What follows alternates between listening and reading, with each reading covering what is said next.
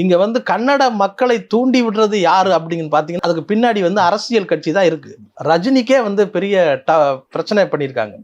அவருடைய படங்கள் வந்து அங்கே படப்பிடிப்பு நடத்தும் பொழுது பெரிய கும்பல் வந்து நம்முடைய படப்பிடிப்பு நடத்துகிற தமிழர்கள் நடத்திட்டு இருந்த படப்பிடிப்பு நடத்திருந்த இடத்த நோக்கி பயங்கர வேகத்தோட வந்து லாரியில் வந்து இறங்கியிருக்காங்க. இறங்கி வந்து கையில் உருட்டுக்கட்டையோட வந்து அடிச்சு இன்னைக்கு கலப்புறான்னு வந்தபோது தான் அங்கே உள்ள சில கன்னட நண்பர்கள் சேர்ந்து அவங்கள எல்லாத்தையும் காப்பாற்றி அவங்க இங்கே வந்து அனுப்பியிருக்காங்க. இன்னும் சொல்லப்போனால் ரஜினி வந்து ஒரு ஃபோன் பண்ணி இந்த மாதிரி அங்கே என்னுடைய படப்பிடிப்புக்கு வந்து பிரச்சனையாக இருக்குன்னு அவருடைய நெருங்கிய நண்பர்கள் வந்து கன்னட நண்பர்கள் அங்கே உள்ளவர்கள் வந்து திடீர் அங்கே போய் வண்டி எடுத்துகிட்டு போய் அவங்க போய் சமாதானம் பண்ணி அவங்க இவங்களை வந்து பாதுகாப்பாக அனுப்பி வச்சுருக்காங்க.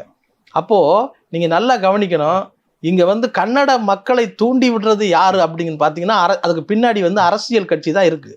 சினிமா ரசிகர்கள் எந்த காலத்துலேயும் வந்து சண்டை போடுறதுக்கு விரும்ப மாட்டாங்க.